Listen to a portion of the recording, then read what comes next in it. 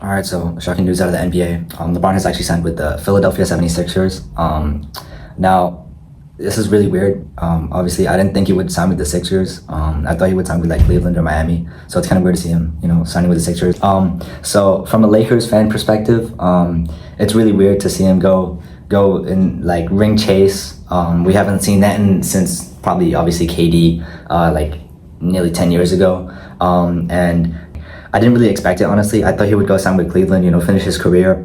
That's one thing, just going to ring chase, that's a whole different video, it will definitely tarnish his legacy, honestly. Also, I feel like the money thing is definitely something that obviously as a Lakers fan, I got to talk about.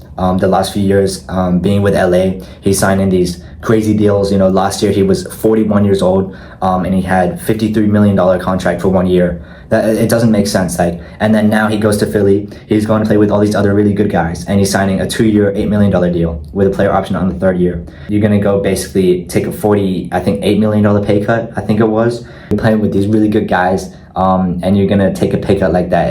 It makes sense, but in LA, you're not gonna do that. That doesn't make sense to me.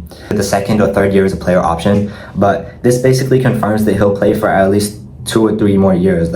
He's turning 42 this year, so he will be, I think, 40. He'll be turning 44 on the year that his contract is up with the Sixers, and then he can obviously re-sign depending on obviously the team's success. I'll get into that after this, but he'll probably either re-sign or he'll go to, most likely I feel like he'll go back to the Cavs. He'll finish his career there, either 1 or 2 more years depending on what the roster is like. But obviously after he's finished with Philly, I'm gonna be honest, he's not retiring with Philly.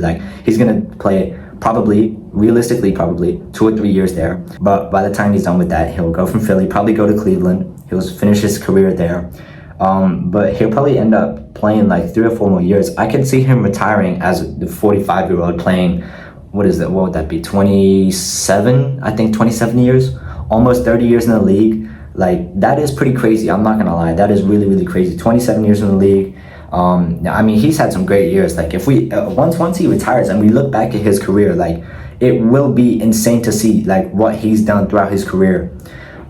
Okay, so now I kind of want to just talk about the basketball aspect of it. How good will this team actually be? Well, obviously you have Embiid, a former MVP. He finished this past season averaging, I think, 27 and 11 or something, and then he went crazy in the playoffs against Boston. Obviously they got swept by the Knicks, but we're gonna have to ignore that right now. Okay, we're just gonna ignore that. Yeah, he was averaging around 32 in the playoffs, maybe. I don't really remember, but he was going crazy. And then obviously Tyrese Maxey averaging, I think, 27 or 20, I think it's 28.7, something like that. It's just above Jaylen Brown, but 28.7, obviously maybe 6 or 7 assists, I'm not sure, and then Jaylen Brown averaging, 28.3 points. He's definitely going to be really good for them. He's had a career year with the Celtics just this past season. And then you also have VJ Edgecombe. He was averaging, I think, 16 points. I think 16 points on the dot, actually, which is pretty good. If you think of these 5 guys, combined, they have 36 All-Star selections, I think it was, 5 times MVP, 5 times Finals MVP, some ridiculous stuff like that. You combine these guys in a roster, and you're telling me that these guys is not going to win at least 65 games. That is the minimum requirement.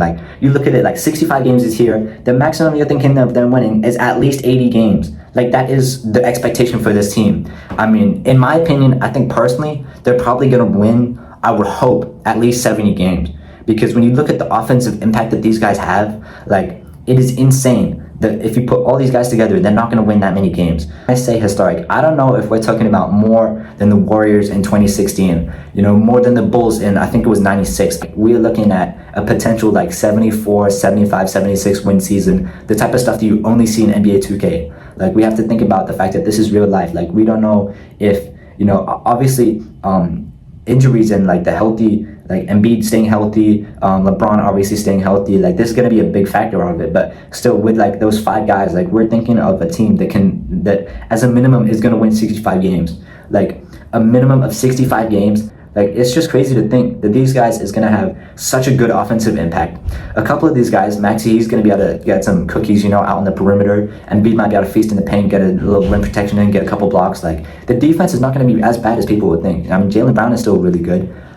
He's going he was going crazy last year. I mean, to think of what's going to happen this year, like, it's really just crazy to think. I mean, just obviously we'll have to wait and see. But honestly, that's my thoughts on the whole Philadelphia situation, on the whole LeBron James situation. That's my thoughts on it. So just let me know what you guys think. If you love content like this, obviously make sure to subscribe. You know, we're trying to reach 200 subs by the end of July. Thank you.